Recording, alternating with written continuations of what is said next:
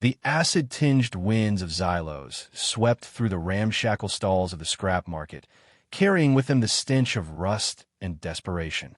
Cale hunched over his workbench, shoulders curved inward like the broken machinery he spent his days fixing. His calloused fingers moved mechanically across the innards of an ancient atmospheric regulator, his mind elsewhere, as it often was these days. 5 years in exile had taught Cale many things. How to survive on the bare minimum, how to repair almost anything with almost nothing, and how to become invisible in a place where being noticed usually meant being robbed or worse. What it hadn't taught him was how to repair his conscience, or how to stop the nightmares that jolted him awake most nights. Visions of laboratory walls crumbling, of modified organisms escaping into an unprepared ecosystem of screams and accusations. The great Cale Mercer, they had called him once, Omnicorp's brightest biomechanical engineer. Now, he was just another scavenger in the wasteland that Xylos had become, a planet strip-mined of resources and left to the dregs of society. The irony wasn't lost on him that he now lived among the discarded and broken, just like the technology he once helped create. A commotion from the central square drew his attention. The regulator would have to wait. Curiosity, one of the few luxuries he still allowed himself, pulled him from his stool. Threading his way through the narrow pathways between stalls, he kept his head down, eyes darting from shadow to shadow, scanning for potential threats. The market was ruled by gangs who exacted protection fees from everyone unfortunate enough to call this place home, and Cale was 3 days late on his payment. The crowd had gathered around the auction block, a raised platform where everything from stolen spacecraft parts to counterfeit medicines changed hands. Cale lingered at the back, his worn hood pulled low over his face. The auctioneer, a corpulent man with an artificial voice box that gave his words a metallic ring, was gesturing dramatically at something. No, someone, kneeling on the platform. Next item, barely used. Some wear and tear, but the frame's intact. The auctioneer's mechanized laughter crackled through the square. One modified female humanoid. Origin unknown. Functions unknown. More laughter from the crowd. Possibly an Omnicorp experiment gone wrong, or some forgotten species. Won't talk, might be mute, but responds to basic commands. Cale felt his heart quicken at the mention of Omnicorp. He edged closer, pushing carefully through the jeering onlookers. What he saw made him freeze. A young woman knelt on the platform, hands bound before her. Her frame was slight, almost fragile, with skin that seemed too pale to have ever seen the harsh Xylos sun. But it wasn't the pallor that made Cale stare.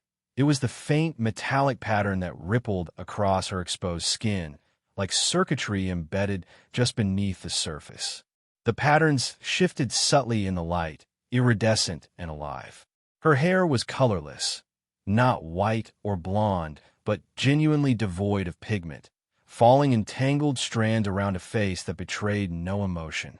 Then she looked up, and Cale felt a jolt that had nothing to do with the faulty wiring in his workshop.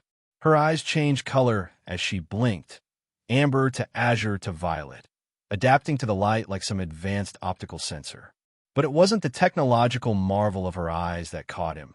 It was the unmistakable intelligence behind them. This was no mindless drone or failed experiment. There was someone in there, watching, calculating, surviving. Starting bid, 10 credits. The auctioneer's voice jarred Cale back to reality. 10 credits for this defective piece of tech. Might make a good servant if you can fix it. Might make good parts if you can't. The crowd laughed. 10 credits was nothing, less than the price of a decent meal in the market. It was an insult, a joke. No one raised a hand. Come on, people. 10 credits. She can at least carry your junk or warm your bed. The auctioneer was growing impatient. Fine. 5 credits. Still nothing. The crowd was losing interest. This wasn't entertainment. This was pathetic. The girl's eyes met Cale's for a split second, and in that moment he saw something flicker across her face. Not hope, she seemed beyond that, but a recognition. As if she could somehow sense that he was different from the others. Last call. 5 credits, or she goes to the processing plant. Cale's hand shot up before his brain could catch up with the action. 10 credits, he said, his voice hoarse from disuse. A ripple of surprise went through the crowd. The auctioneer's mechanical eyes narrowed, focusing on Cale. 10 credits from the hermit engineer. Anyone else? No. Going once. And this. Cale reached into his pocket and pulled out a quantum calibrator, one of the most valuable pieces in his meager collection of parts. He needed it to repair his own life support system, but something about those color-shifting eyes made the decision for him. The calibrator is worth at least 50 credits. Murmurs of disbelief spread through the onlookers. Someone snickered. The hermit's gone mad, a voice called out. Or maybe he's just lonely. The auctioneer snatched the calibrator, examining it with greedy eyes. Sold. To the fool with more parts than sense. As Cale approached the platform, the crowd parted, some laughing, others eyeing him with newfound interest, and that was dangerous. Interest in the scrap market often led to unwanted attention, to theft, to violence. But he kept his eyes fixed on the girl as the auctioneer roughly cut her bonds and shoved her toward him. No returns, no guarantees, the auctioneer growled. She's yours now, whatever she is. The girl didn't stumble when pushed. She moved with an eerie grace, placing one foot precisely before the other until she stood before Cale. Up close, he could see the faint rise and fall of her chest, the almost imperceptible tremor in her hands. She was afraid, but controlling it masterfully. Cale said nothing. He simply turned and began walking back to his workshop, not looking to see if she followed. The soft padding of bare feet on the metal grating told him she did. Behind them, the market's laughter echoed off the corrugated metal walls. 60 credits for a broken slave. The hermit engineer had finally lost his mind. Cale didn't look back. The walk back to Cale's workshop was silent. He lived in the outermost ring of the market, where rent was cheapest and the gangs less interested in the meager pickings. His home was a repurposed cargo container welded to the outer wall, reinforced with scavenged metal and insulated with synthetic padding scavenged from crashed shuttles. It wasn't much, but it was defensible, with only one entrance and no windows. The door, a hydraulic affair he'd repaired more times than he could count, hissed open at his touch. He entered first, then stood aside. "Come in," he said softly, the first words he'd spoken to her. "You're safe here." The girl hesitated at the threshold, her strange eyes scanning the interior with methodical precision. After a moment's assessment, she stepped inside, and Cale sealed the door behind them. The workshop was cluttered but organized in a system only Cale understood. Tools hung from magnetic strips on the walls. Shelves overflowed with salvage parts, categorized by function rather than origin. One corner held his sleeping pallet, another a small food preparation area. The center was dominated by a large workbench illuminated by strips of harsh white light. Cale gestured to a stool near the heating unit.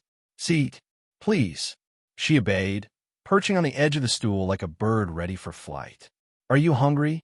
He rummaged through his supplies, finding a protein bar and a container of purified water. When he turned back, she was watching him with unblinking intensity. He placed the items on a small table beside her. "It's not much, but it's clean." She didn't move. "It's not poisoned," he said, breaking off a piece of the bar and eating it himself. "See?" After a long moment, she reached for the water, examining the container before taking a small sip. Her eyes widened slightly. Was it surprise at the simple pleasure of clean water? Cale busied himself at the workbench, giving her space while keeping her in his peripheral vision.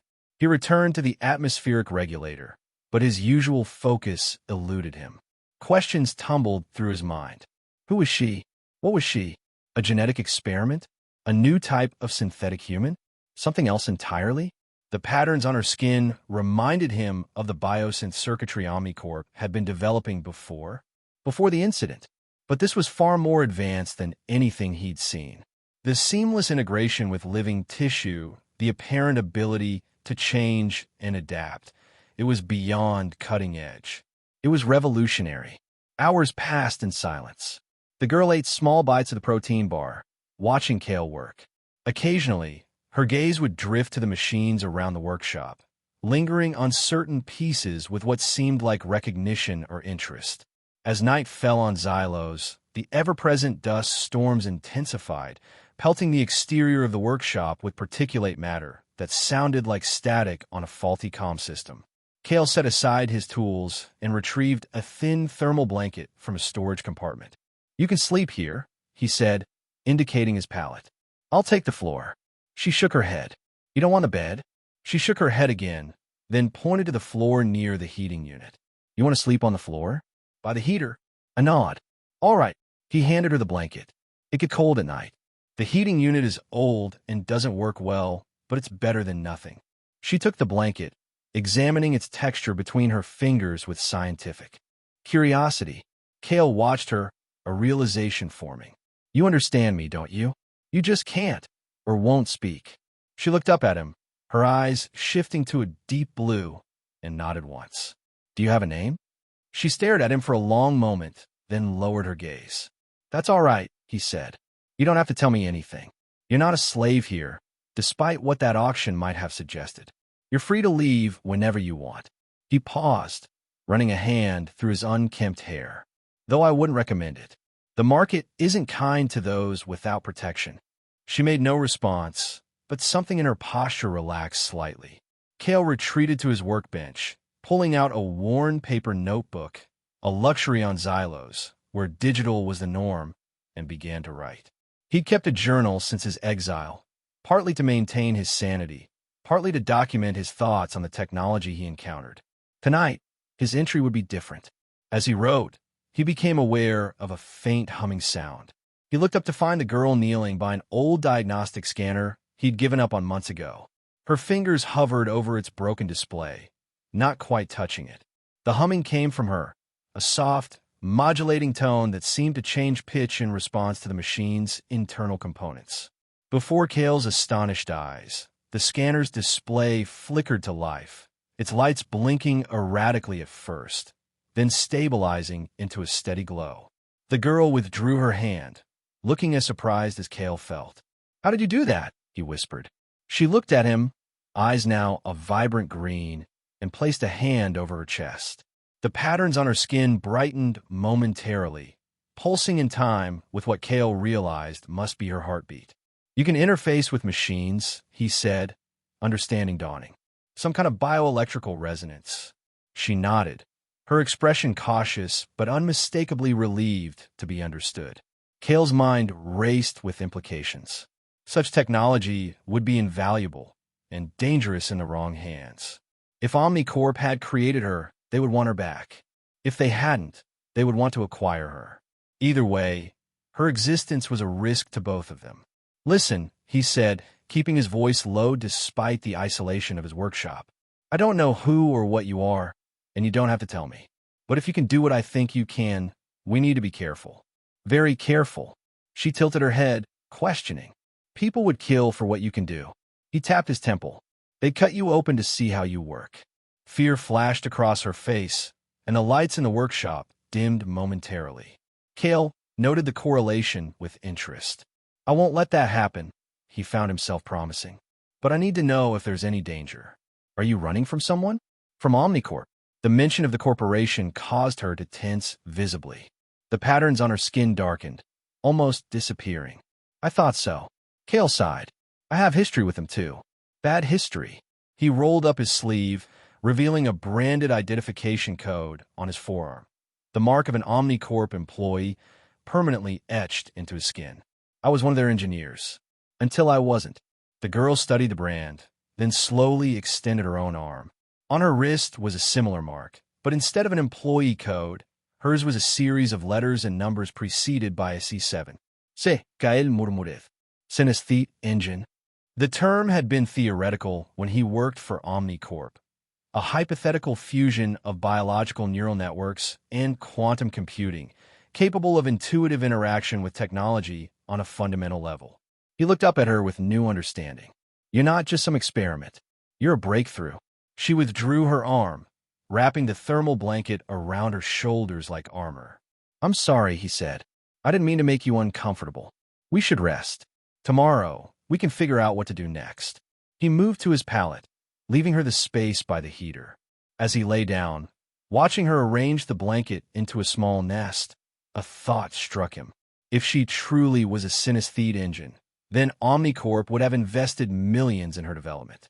They wouldn't simply lose track of such a valuable asset, which meant they were probably looking for her, which meant that, by purchasing her, Cale had just painted a target on both their backs. Sleep came fitfully that night, haunted by old memories and new fears. Cale woke to the sound of movement. Years in the scrap market had conditioned him to snap to alertness at the slightest disturbance. His hand reached for the ionizer he kept beneath his pillow before his eyes had fully opened. Daylight filtered through the ventilation slats, casting strips of dusty sunlight across the workshop. The girl, Alara, he decided to call her in his mind, after an ancient moon goddess he remembered from Earth history books, was crouched beside his workbench, her attention fixed on a broken power coupling. As he watched, she placed her palm over the device. The now familiar humming began, soft and melodic, and the coupling's diagnostic lights flickered weakly. Her brow furrowed in concentration, the iridescent patterns on her skin brightening. After a moment, the coupling gave a small chirp and powered up, its energy display indicating a partial charge. She withdrew her hand, looking pleased but tired by the effort. "Good morning," Cale said softly, setting the ionizer aside. She startled slightly, turning to face him. Her eyes cycled quickly through several colors before settling on a pale amber. "Sorry, didn't mean to frighten you. I see you've been busy." He nodded toward the coupling. "That's impressive. I've been trying to get that thing working for weeks." She ducked her head, apparently embarrassed by the praise. Cale sat up, running a hand through his disheveled hair. "Are you hungry?" A hesitant nod. He moved to the food preparation area, retrieving 2 meal packs from a cooling unit. Synthesized protein and carbohydrates. Not exactly gourmet, but it's what we've got. As he activated the heating element on the packs, he noticed her watching the process with interest. "Would you like to try?" he offered, holding out the second pack. She approached cautiously, taking the pack and examining it. With careful precision, she placed her fingertips on the activation strip. Instead of pressing it mechanically as Cale had done, she emitted a low, pulsing hum. The heating element activated instantly, warming the contents faster than the normal process. "Remarkable," Cale murmured. "You can interface with even basic circuitry." She offered a small smile, the first he'd seen, and handed the perfectly heated pack back to him, taking the partially heated one for herself. "No, keep that one," he insisted. "You heated it properly." They ate in companionable silence, sitting on opposite ends of the workbench. Cale's mind buzzed with questions and possibilities, but he restrained himself from interrogating her. Trust would come slowly, if at all. After finishing his meal, Cale pulled out his notebook. "I need to go to the trading post today. We're running low on supplies, and I have a few repairs to deliver." He sketched a quick map of the workshop and surrounding area. "This is where we are. If anything happens, if anyone comes looking for me or for you, there's an emergency exit here." He pointed to a section of flooring near the heating unit. "It leads to a maintenance tunnel. Follow it south for 200 meters, then west at the junction. It'll take you to the edge of the market, near the waste processing units. The smell is terrible, but the guards avoid it, so it's relatively safe." She studied the map intently, memorizing it. "I shouldn't be gone more than a few hours. Will you be all right here alone?" She nodded, but her eyes had darkened to a worried gray. "Here." He handed her a small comlink. "It's short range and technically illegal for non-registered citizens, but it works. If there's trouble, press this button. It'll send a signal to the receiver I carry. I'll come back immediately." She took the device, turning it over in her hands. After a moment, she placed her palm over it and hummed softly. The comlink chirped, its power indicator jumping from half to full charge. "Thank you," Cale said with genuine appreciation. "That'll save us some power cells." Her eyes brightened to a pleased blue. Cale gathered the repaired items for delivery: the atmospheric regulator, a personal shield generator, and a water purification module, and packed them carefully in a worn shoulder bag. Before leaving, he hesitated at the door. "I'm going to lock this from the outside, he explained. Not to keep you in, but to keep others out. The workshop's security system is minimal, but it should deter casual intruders. If someone really wants to get in, he trailed off, then shook his head. Just use the escape tunnel if you have to. She nodded, already moving back to the workbench, her attention returning to the various broken devices strewn across its surface. Cale stepped out into the harsh Xylo's morning, securing the workshop behind him. The market was already bustling, traders and scavengers alike setting up for another day of bartering and hustling. He kept his head down, bag close to his side, navigating the familiar pathways with practiced efficiency. The trading post was on the other side of the market, in a slightly more reputable sector where legitimate businesses maintained a precarious foothold. Cale made his deliveries quickly, collecting payment in credits and trade goods, nutrient packs, water purification tablets, a second-hand power cell that still held a decent charge. As he was examining a bin of discarded electronic components, a conversation at the adjacent stall caught his attention. Heard Omnicorp agents were spotted in the northern quadrant. Yesterday, a gravelly voice was saying, "Full tactical gear, not the usual corporate suits. What would Omnicorp want with this dump?" Another voice responded. They stripped everything valuable from Xylos years ago. Dunno, but they were asking questions. About people, showing some kind of hologram. Cale's blood ran cold. He abandoned his search through the components, pulling his hood lower and moving casually toward the exit. He needed to get back to the workshop, back to Alara. The return journey felt interminable.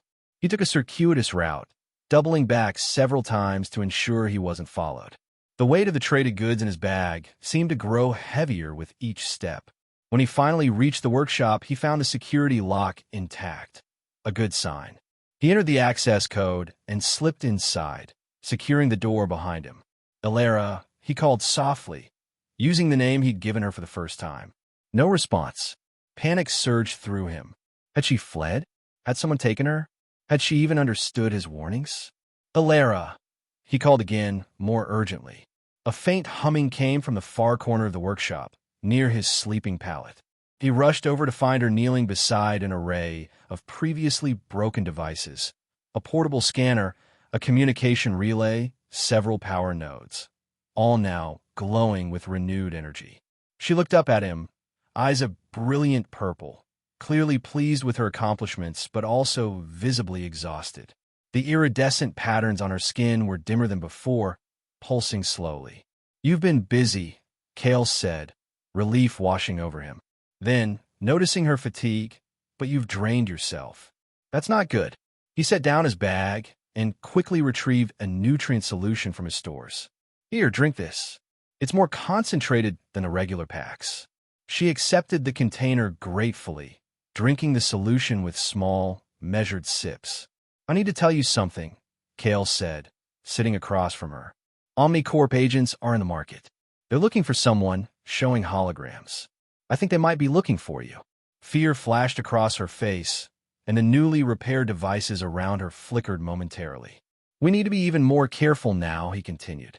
"No going outside. No using your abilities in any way that might be detected." He ran a hand through his hair, a nervous habit from his corporate days. "I'm sorry. I thought we'd have more time before they tracked you here." She set aside the nutrient container and, to Cale's surprise, reached out to touch his hand. Her skin was cool and smooth, the embedded patterns warm against his palm. Her eyes met his, now a determined amber, and she nodded once, a gesture of understanding and resolve. Something about her quiet courage steadied him. "We'll figure this out," he promised. "For now, let's see what you've managed to fix. Maybe some of it will be useful." They spent the afternoon cataloging the repaired devices. Alara's abilities were remarkable but inconsistent.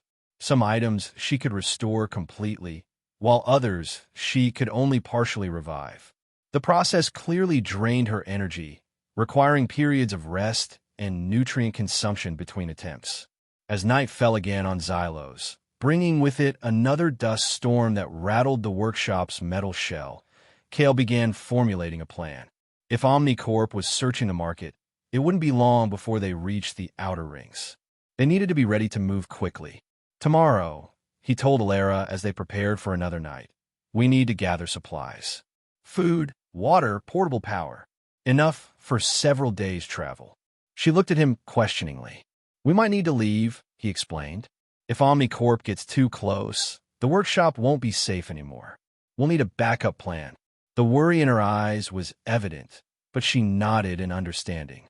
"Get some rest," Kale said. "You need to regain your strength."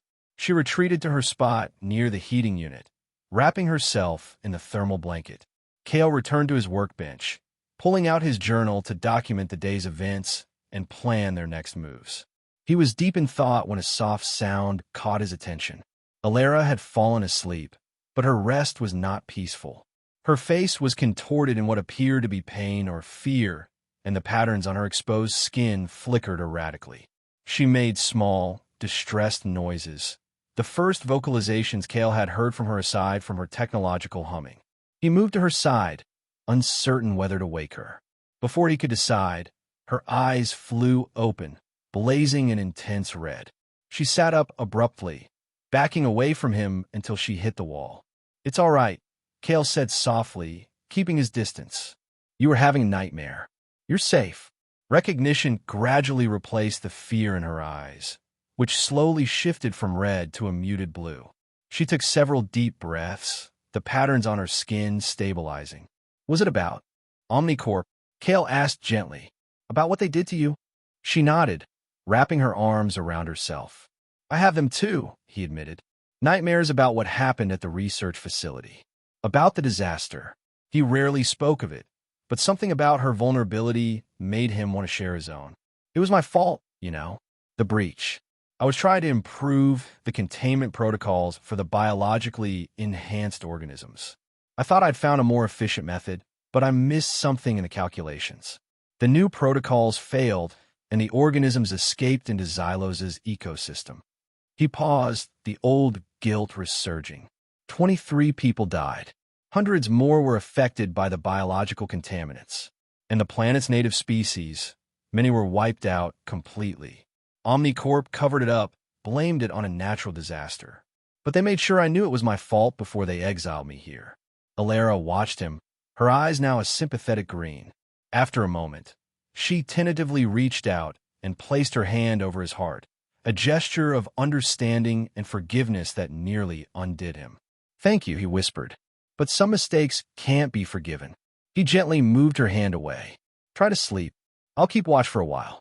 She settled back in her makeshift bed, but her eyes remained open, watching him as he returned to his workbench. Eventually, exhaustion claimed her, and her breathing evened out into the rhythm of true sleep. Kale stayed awake far into the night, his mind cycling through contingency plans and escape routes. If Omnicorp found them, running would be their only option. But where could they go on a planet controlled by the very corporation hunting them? The answer came to him just as dawn began to filter through the ventilation slats. They couldn't stay on Xylos. They needed to find a way off-planet. And for that, they would need help. Kale and Alara spent the next 2 days in tense preparation, converting the workshop into a staging ground for their potential escape. They packed emergency supplies, mapped out routes through the market's less traveled pathways, and repaired any equipment that might prove useful. Alara's abilities proved invaluable, though Kale insisted she rest frequently to avoid depleting her energy. On the 3rd day, their precautions were put to the test. Kale was returning from a brief, necessary trip to trade for more supplies when he spotted them. 2 figures in nondescript clothing that would have blended perfectly with the market's populace if not for their 2 straight postures and 2 alert eyes. Corporate agents, without question, and they were heading directly for the outer ring where his workshop was located. He ducked into a reclamation alley, taking a roundabout path back to the workshop. By the time he arrived, breathing hard from exertion and anxiety, the agents were nowhere in sight. But that didn't mean they weren't close. He entered the security code with trembling fingers and slipped inside. "We need to go," he told Alara without preamble. "Omnicorp agents are in the area." She was already moving, gathering their prepared packs. Her eyes had shifted to a tense orange, but her movements were steady and deliberate. "We'll take the maintenance tunnel," Kale said, Activating the workshop's small security system, it wouldn't stop a determined intruder, but it might slow them down. Head south toward the waste processing units, then cut through the industrial sector.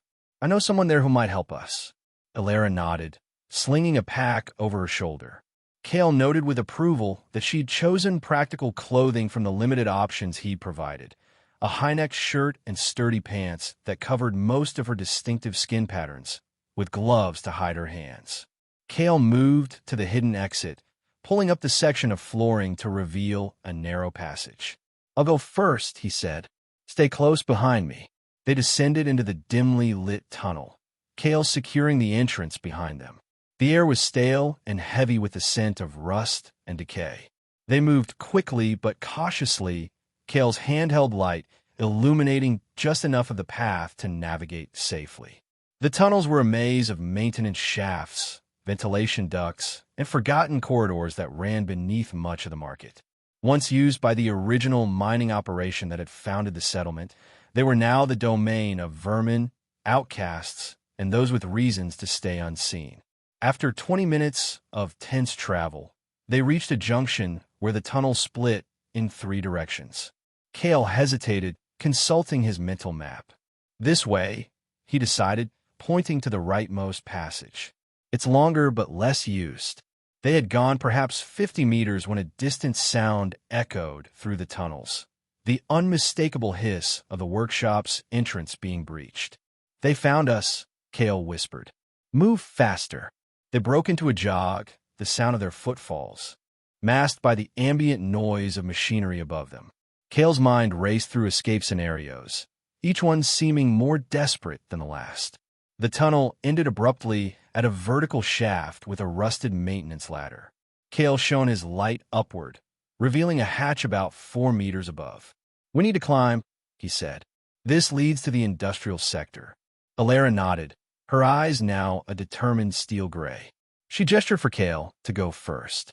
The ladder groaned under their weight, but held. Kale reached the hatch and pushed against it, but years of disuse had sealed it shut. He braced himself and pushed harder, muscle straining. With a protesting screech, the hatch finally gave way, opening into a shadowed alley between 2 massive processing units. Kale pulled himself up and then reached down to help Alara. The industrial sector was less populated than the market proper, dominated by automated machinery that processed the planet's meager remaining resources.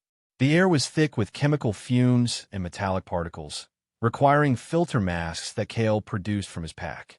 "This way," he said, voice muffled by the mask. "Stay in the shadows."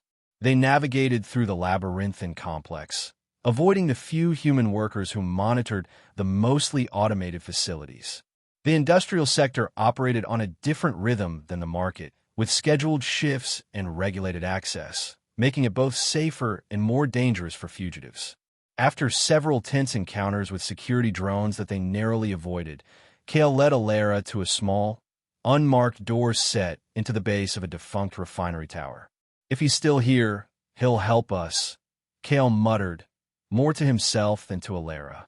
He knocked on the door in a specific pattern. 3 quick taps, 2 slow, 3 quick again. For a long moment, nothing happened. Then a scratching sound came from behind the door, and a viewport slid open, revealing a pair of cybernetically enhanced eyes that glowed faintly in the dim light. "Kale Mercer," a gravelly voice intoned. "Thought you'd be dead by now." "Not yet, Vector," Kale replied, though not for lack of trying on OmniCorp's part. A series of locks disengaged, and the door swung inward. "Get in before you're spotted." They slipped inside, and Vector, a tall, gaunt man with more mechanical parts than organic ones visible, secured the door behind them. His workshop was similar to Kale's, but better equipped, with diagnostic machinery and fabrication tools that spoke of lucrative contracts with the industrial sector's management. "Who's your friend?" Vector asked, his cybernetic eyes scanning Alara with uncomfortable intensity. "This is Alara," Kale said, the name coming naturally now. "She's, like me, on OmniCorp's bad side." Vector grunted, unimpressed. "Aren't we all? What do you need, Mercer? Must be urgent if you're risking the tunnels and a visit to me." "We need to get off Xylos," Kale said simply. Today, if possible. Vector's mechanical eyebrows raised slightly. That's a tall order, even for old friends. Transport off-planet is tightly controlled. Omnicorp doesn't like losing its assets, human or otherwise. There must be a way, Kale pressed. We're willing to risk unregistered transport, cargo holds, anything. We just need to get out. Vector studied them both for a long moment, his cybernetic eyes whirring softly as they adjusted focus. What did you do, Mercer? You were keeping your head down, playing the repentant exile. Now suddenly you're desperate to leave.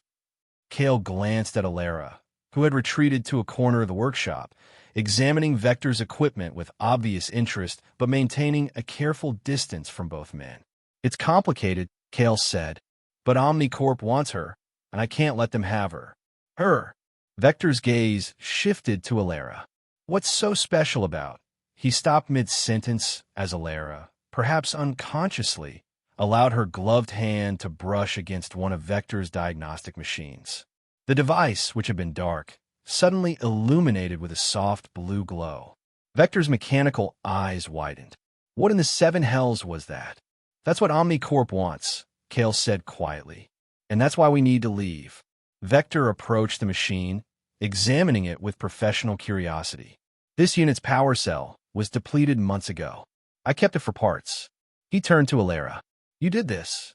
Alara nodded cautiously, her eyes cycling to a wary violet. Synesthete technology, Vector murmured, recognition dawning on his partially mechanical face. I thought that was theoretical. So did I, Kale admitted, until I met her. Vector ran a hand over his scarred scalp, his expression unreadable behind the mechanical enhancements. This changes things. Omnicorp would tear apart half the galaxy to get their hands on functioning synesthete tech. He paced the length of his workshop, mechanical legs whirring softly. There might be one option. It's risky, probably suicidal, but it might work. We'll take it, Kale said without hesitation. There's a geological research station in the Resonance Canyon, Vector explained. Abandoned after the initial mining operations dried up, but some of the equipment should still be there, including an old atmospheric shuttle. The Resonance Canyon is deadly, Kale objected. The harmonic fluctuations alone can tear apart unshielded equipment, let alone living tissue. Which is precisely why Omnicorp doesn't maintain a strong presence there, Vector countered, and why it might be your only chance. He moved to a storage unit, retrieving a worn data chip. This contains the coordinates and access codes, if they still work. The station belonged to Nexus Geological before Omnicorp absorbed them. I did maintenance there years ago. Why would you help us? Kale asked, accepting the chip. Vector's mechanical eyes dimmed slightly. Because I remember what you did during the evacuation after the containment breach. The official record says you fled, abandoned your responsibilities. But I was there.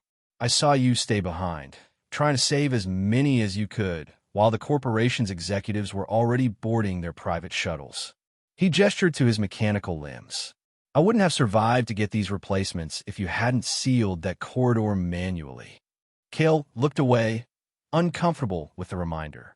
I couldn't save everyone. Neither could I, Vector replied simply. Now, you'll need transportation to the canyon. The industrial sector has autonomous supply vehicles that run along the old mining routes.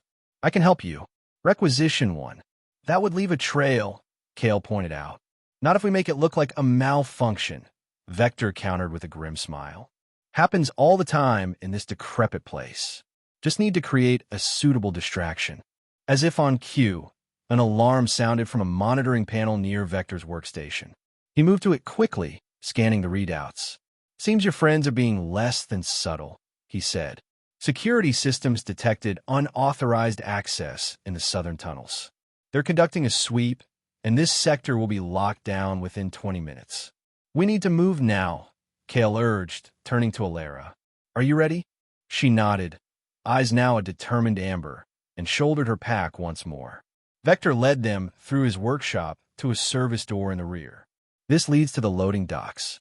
The autonomous transports depart from Base 7. Take the one marked for Outpost 23. It follows the route closest to the canyon. What about the security lockdown? Kale asked. Vector's mechanical mouth twisted into something approaching a smile. Leave that to me. I've been wanting to test some new scrambling algorithms on the sector's monitoring systems. Now I have a good reason. We owe you, Kale said, extending his hand. Vector clasped it briefly with cold metal fingers. Just don't get caught. And if you make it off-planet, don't look back. The loading docks were a hive of automated activity, with robotic loaders transferring cargo containers onto waiting transports. Kale and Alara moved carefully from shadow to shadow, using the rhythmic patterns of the machinery to mask their progress. Bay 7 housed 3 identical transports, boxy utilitarian vehicles designed for Xylos's harsh terrain. The one marked for Outpost 23 was already loaded, its systems running through pre-departure checks. We need to get inside without triggering the occupancy sensors, Kale whispered. The cargo hold is our best bet. Alara tugged at his sleeve, pointing to a maintenance panel on the transport's underside. She mimicked a humming sound, then gestured to herself. You can interface with it? Kale asked. Disable the sensors? She nodded confidently. All right, but be careful. If it sends a security alert, we're finished. They waited for a gap in the loading dock's activity cycle, then darted across the open space to the transport. Alara knelt beside the maintenance panel, removing her glove to place her bare palm against the access port. Her humming was barely audible, but Kale could see the patterns on her skin brightening as they synchronized with the transport systems. After an agonizing minute, the cargo hold's door slid open silently. Alara swayed slightly from the effort, and Kale steadied her as they climbed inside, pulling the door closed behind them. The hold was cramped and filled with supply crates, leaving only a narrow space for them to wedge themselves in.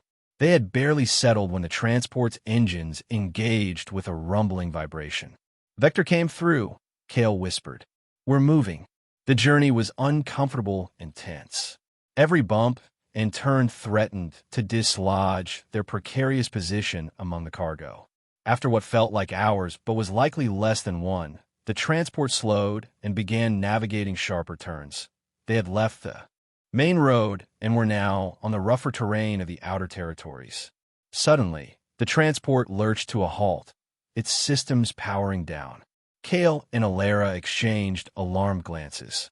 This isn't right, Kale murmured. We can't be at Outpost 23 yet. They listened intently for any sound of inspection or pursuit, but heard only the settling of the transport's frame and the distant howl of Xylos's perpetual winds. We need to see where we are, Kale decided. I'll check. Stay here and be ready to move if needed. He carefully made his way to a small viewport in the cargo hold's door. The landscape outside was barren and rocky, typical of Xylos's outer territories. The transport had stopped on a ridge overlooking a massive geological formation that could only be the Resonance Canyon, a jagged wound in the planet's surface that stretched to the horizon. No other vehicles or personnel were visible. The transport appeared to have simply stopped here, departing from its programmed route. Vector, Kale realized. He must have overridden the transport's navigation systems, bringing us as close to the canyon as possible without triggering alerts at Outpost 23. He returned to Alara, who was looking increasingly anxious, her eyes a stormy gray. We're at the edge of the Resonance Canyon, he explained. Vector rerouted the transport to help us. We need to move quickly before its absence is noted.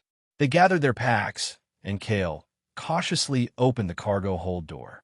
The air that rushed in was dry and carried an odd, vibrating quality that made their teeth ache slightly, the first hint of the canyon's infamous resonance fields. They disembarked, and Alara paused beside the transport, placing her hand on its outer hull. After a brief moment of communion with the machine, she stepped back, and the transport systems reactivated.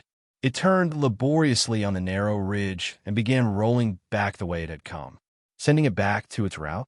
Kale asked, impressed. Smart. Alara's eyes flashed a brief, pleased blue before returning to a focused amber. They stood at the edge of an imposing landscape. The Resonance Canyon was aptly named. Even from here, They could feel the subtle vibrations in the air, see the shimmering distortions that mark the boundaries of the harmonic fields.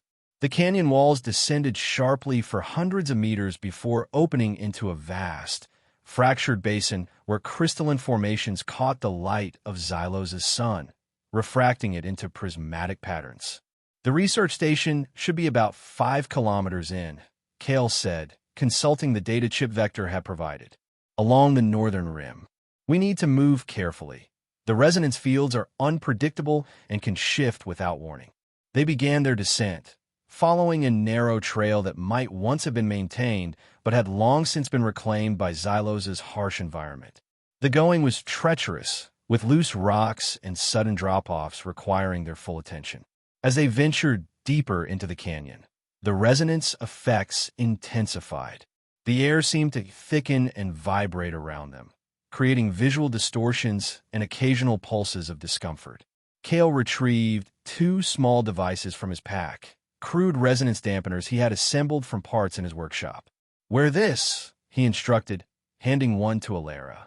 "It won't block the effects completely, but it should prevent the worst of them from affecting your biological systems." She accepted the device gratefully, securing it to her collar. Almost immediately, the patterns on her skin calmed from their agitated state to a more regular pulse. Their progress was slow and arduous. Twice they were forced to backtrack when resonance fields shifted unexpectedly across their path, manifesting as shimmering, distorted areas that caused their dampeners to emit warning tones. Alara seemed particularly sensitive to the fields, often tensing or changing direction slightly before the dampeners registered a threat. The sun was low on the horizon, casting long shadows through the canyon, when they finally spotted their destination. The research station was built into the canyon wall itself, a series of interconnected modules partially recessed into the rock face, accessible by a narrow walkway that extended from the rim. The station showed no signs of power or occupation, its exterior weathered by years of exposure to Xylos' harsh elements. "We made it," Kale said, relief evident in his voice. "Now we just need to hope the shuttle is still there and operational." They approached the station cautiously, alert for any signs of more recent occupation than Vector had indicated.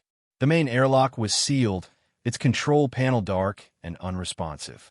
"This is where we find out if Vector's codes still work," Kale said, removing the data chip from his pocket and inserting it into a backup access port beside the airlock. "Nothing happened. Power's completely out," he muttered. "We need to find another way in or a way to restore basic systems." Alara stepped forward, examining the access port. She placed her hand against it, closing her eyes in concentration.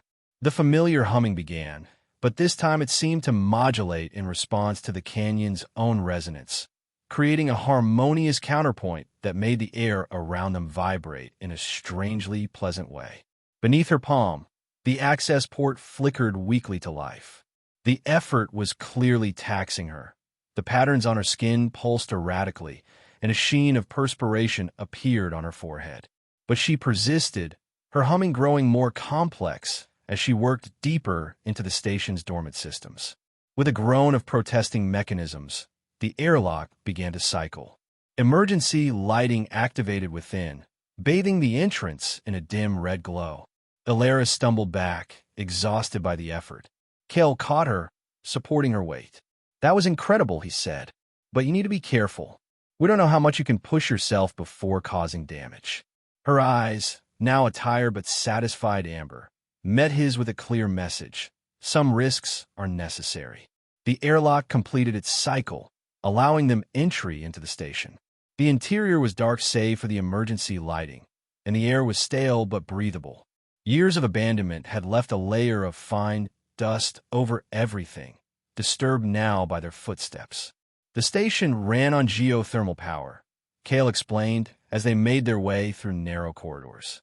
"If the core systems are intact, we might be able to restore limited functionality." They reached the central control room, a circular chamber with observation windows that would have provided views of the canyon when the station was operational. Now, dust-covered consoles and dark screens greeted them. "The shuttle bay should be one level down," Kale said, consulting Vector's information. But we need power to access it and definitely to operate the shuttle itself. Alara was already moving around the control room, her gloved fingers trailing over consoles, her eyes searching for something specific. She stopped at what appeared to be the main power distribution panel and gestured Kale over.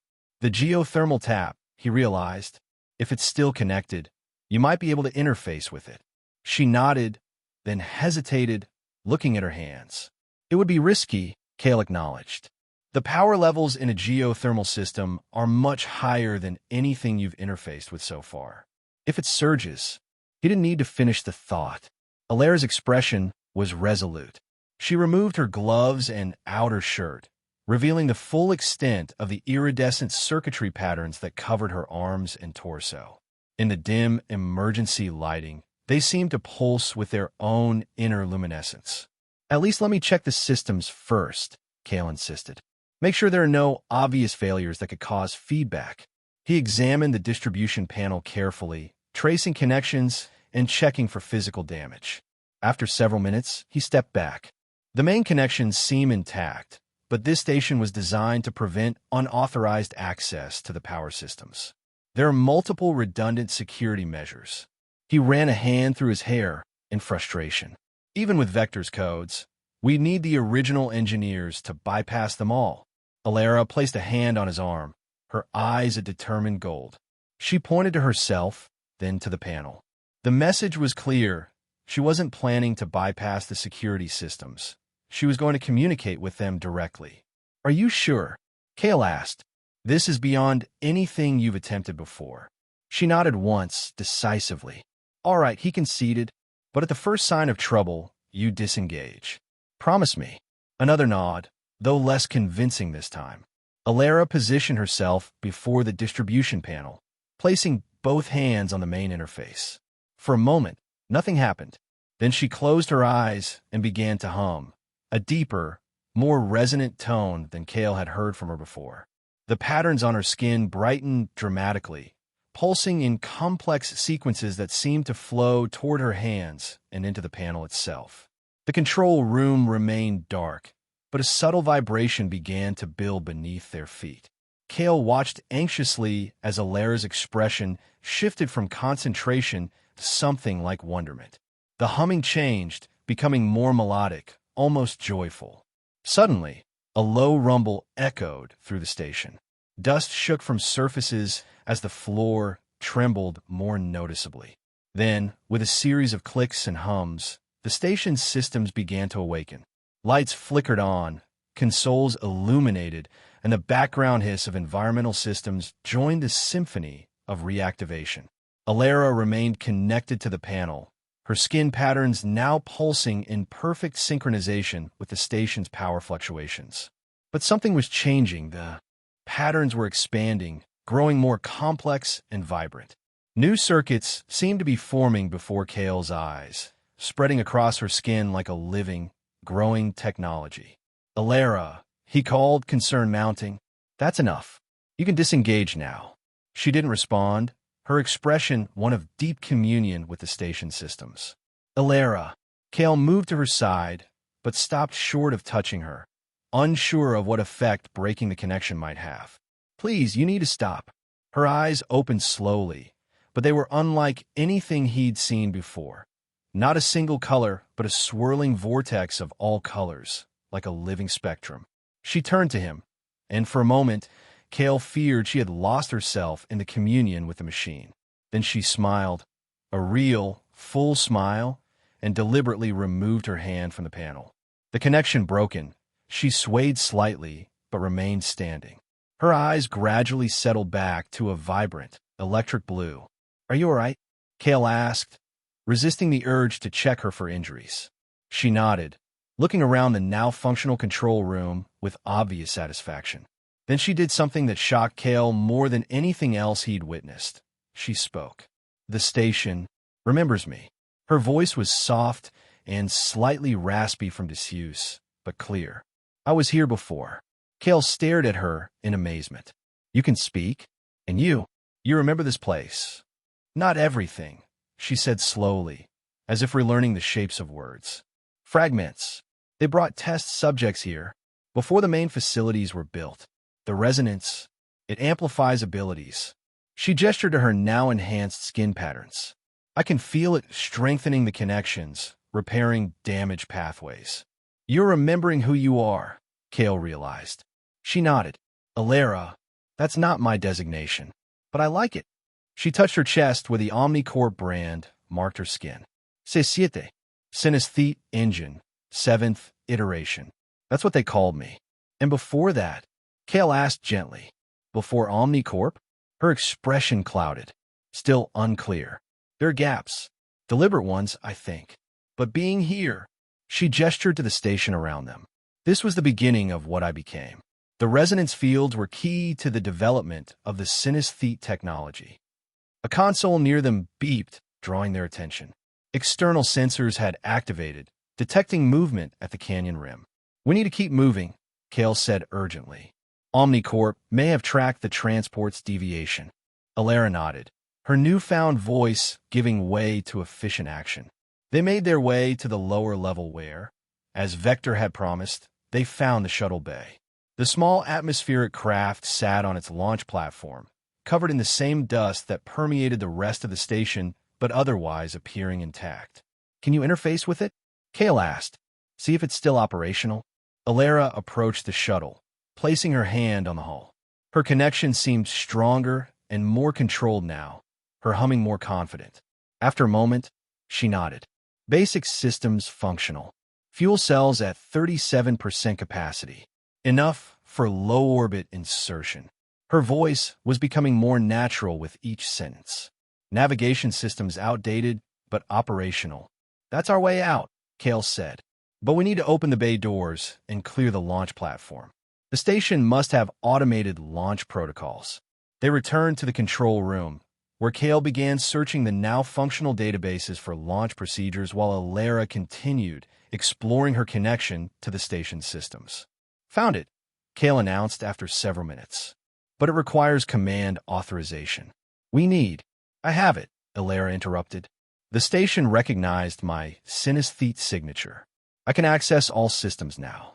She moved to the main console, her fingers dancing across the interface with newfound confidence. Screens illuminated with launch sequences, bay door controls, and platform preparation protocols. Launch platform initializing, she narrated as her fingers continued their work. Bay doors unlocking. Atmospheric conditions. Marginally acceptable. She glanced at Kale. We'll experience turbulence from the resonance fields, but the shuttle should withstand it. A new alert appeared on the external sensors. 3 vehicles approaching from the north, Kale reported grimly. 2 kilometers out and closing fast. Has to be Omnicorp. Launch sequence initiated, Alara responded, increasing her pace. 5 minutes to completion. We need to buy time, Kale said. The station must have defensive measures. Alara nodded, accessing a different section of the system. Perimeter defenses online. Deploying resonance field amplifiers. On the sensor display, they watched as invisible barriers of intensified resonance energy deployed across the approach paths. The lead vehicle entered one such field and immediately veered off course, its systems presumably disrupted by the harmonic interference. That won't stop them for long, Kale warned. These are Omnicorp tactical teams, not ordinary security. 3 minutes to launch, Alara reported. We should board now. They hurried back to the shuttle bay, where the small craft was now humming with activation energy, its systems running through final checks. The bay doors above had retracted, revealing a slice of Xylos's darkening sky. They boarded quickly, Alara taking the pilot's position with an assurance that suggested recovered memory. Kale strapped himself into the co-pilot's seat, watching as she interfaced directly with the shuttle's controls, the patterns on her skin synchronizing with the vessel's operational rhythms. Launch in 60 seconds, she announced.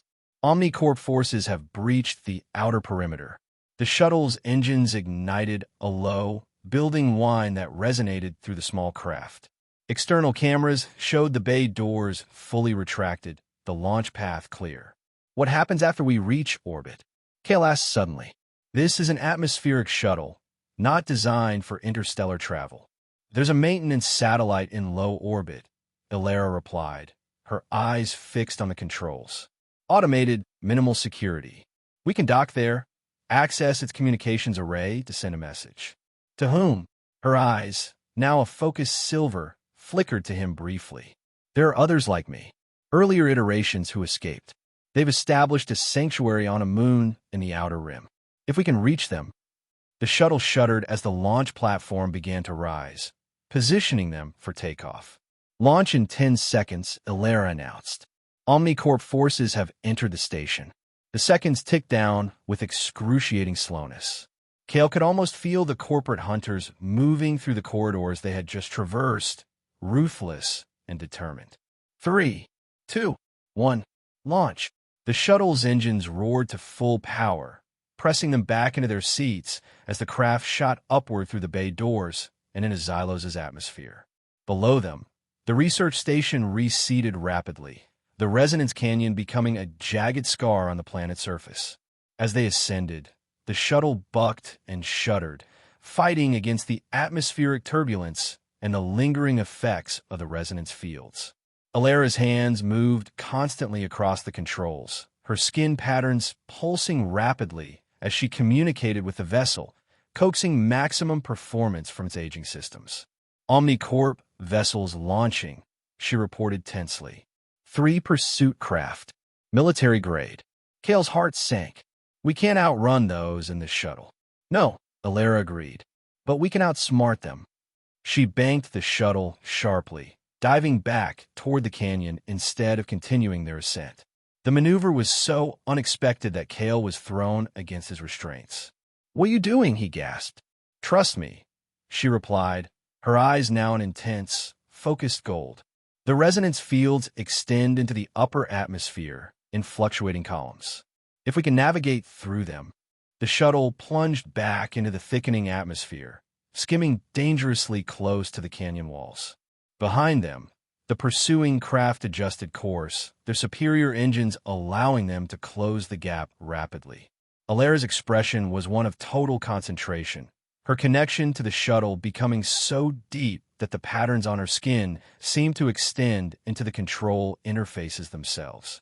She navigated by instinct and some deeper sense, threading their craft through invisible corridors of safety between the destructive resonance columns.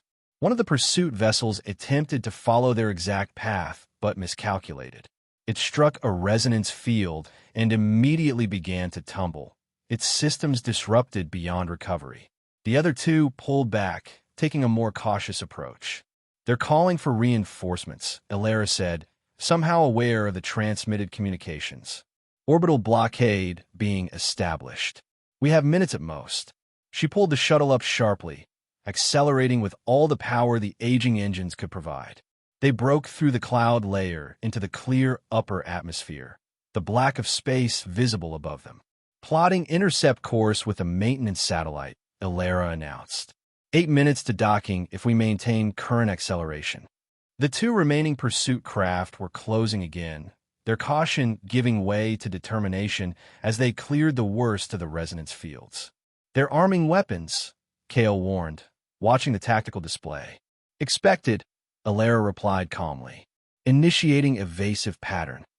The shuttle began a series of unpredictable maneuvers, banking and rolling in ways that seemed to defy its design limitations. Kale realized Ilara wasn't just piloting the craft, she was extending its capabilities through her direct interface, bypassing safety protocols and pushing systems beyond their normal parameters. A warning shot from the lead pursuit craft streaked past their port side. The message was clear: surrender or be destroyed. "We're not going to make it to the satellite," Kale said grimly. "Yes, we will," Ilara countered. "But I need to try something dangerous. The shuttle's communication array is too weak to reach beyond this system, but I can amplify it." Ow!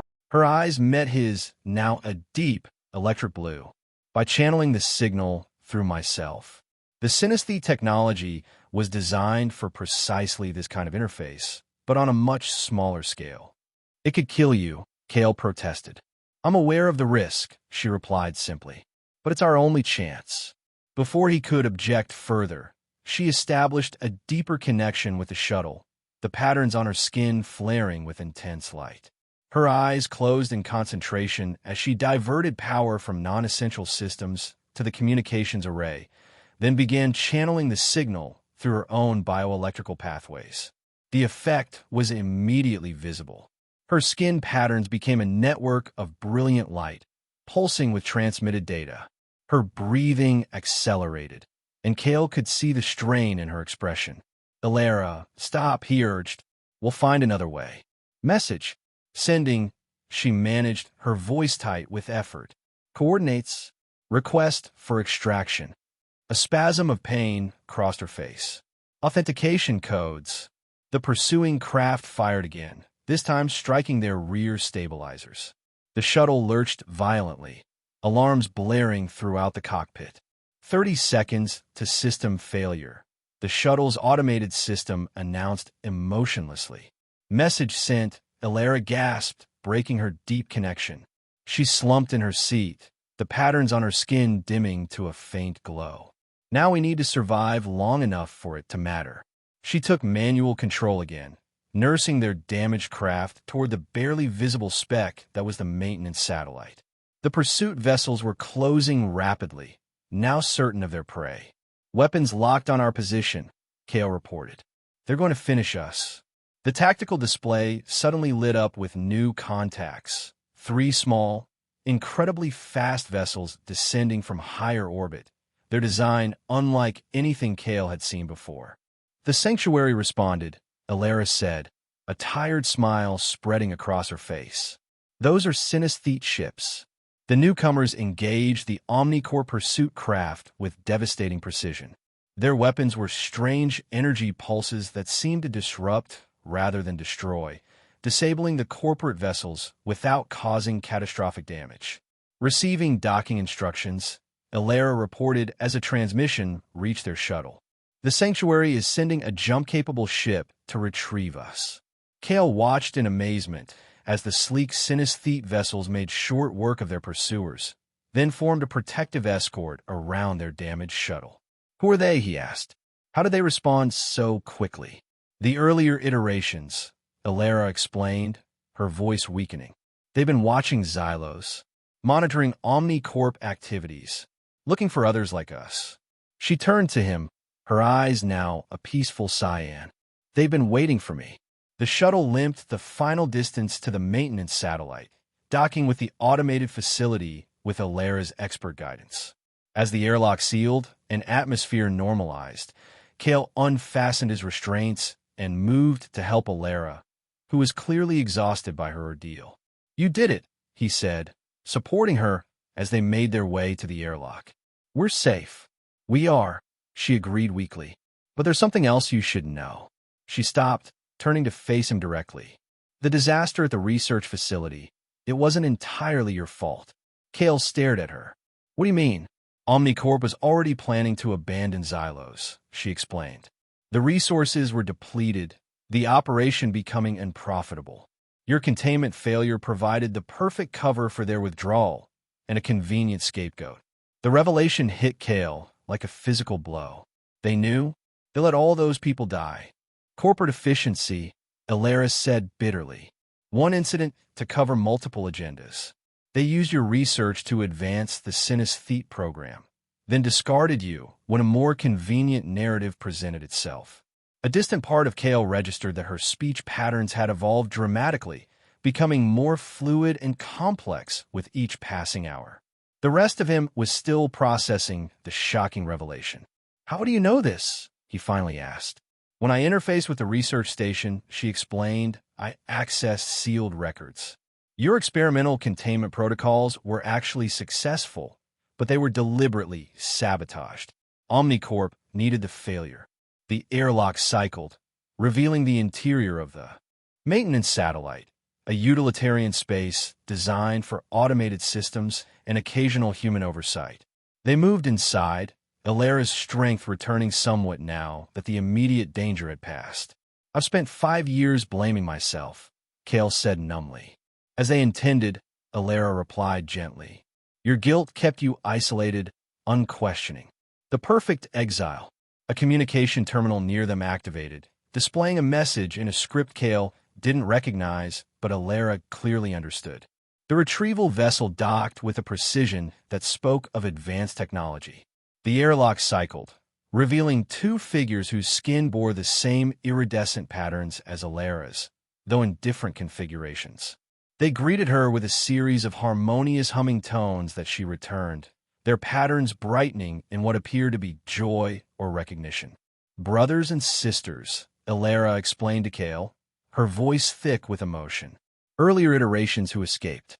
They recognized me by my resonant signature.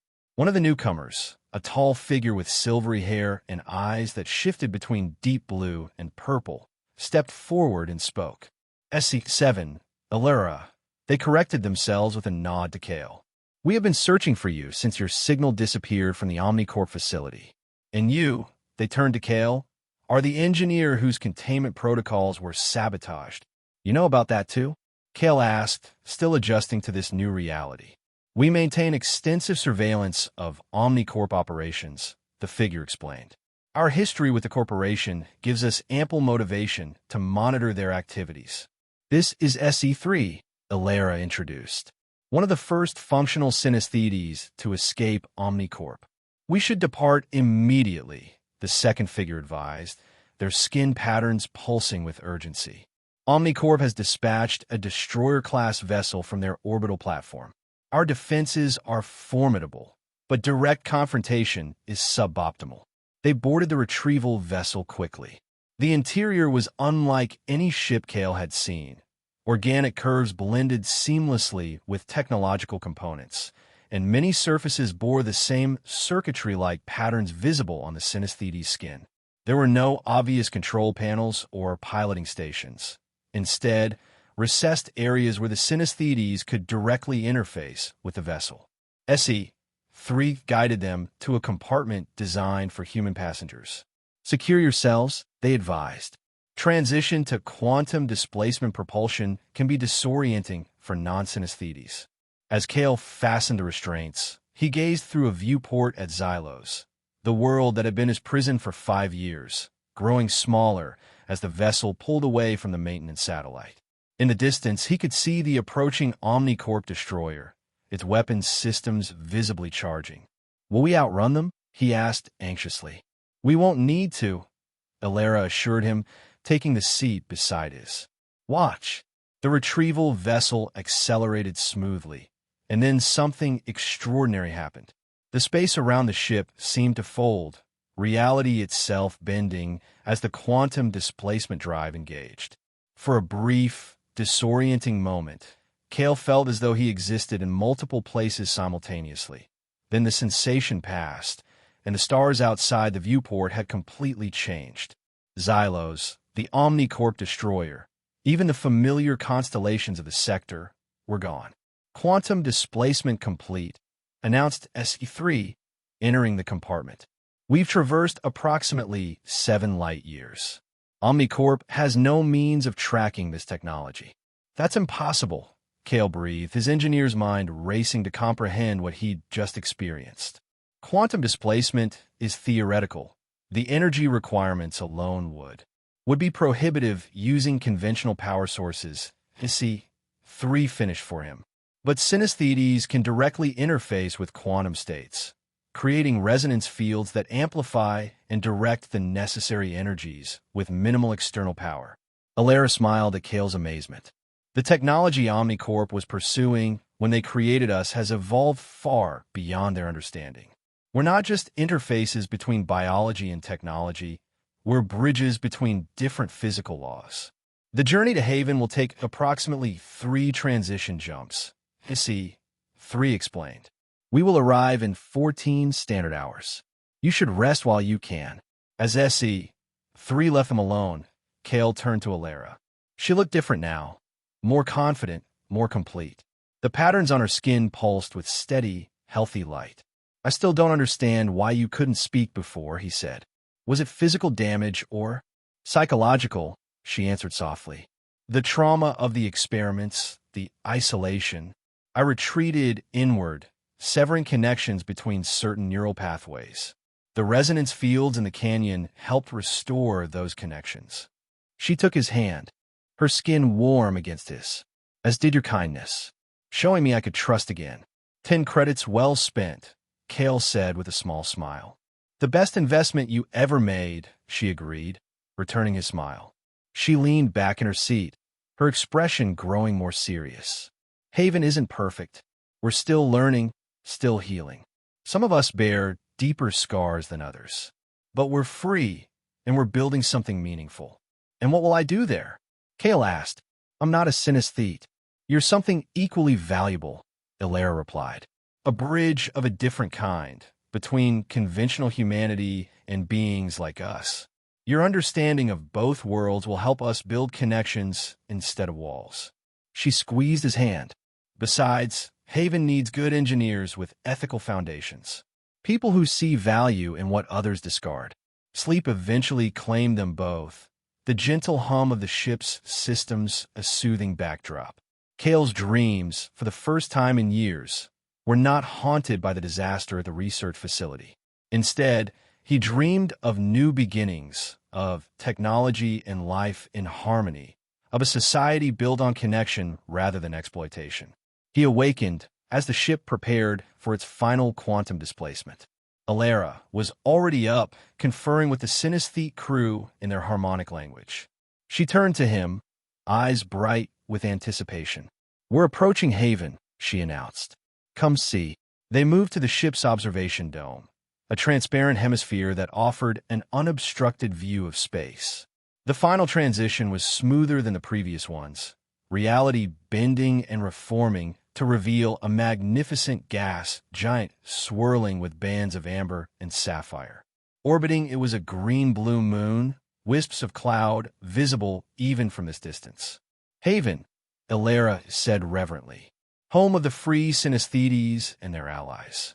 As they approached, Kale could make out structures on the moon's surface. Not the angular, utilitarian buildings of corporate worlds, but flowing organic forms that seemed to grow from the landscape itself. Some gleamed with the same iridescent patterns he'd come to associate with synesthete technology. The settlement was established 12 years ago, Ilera explained, by the first synesthetes to escape Omnicorp.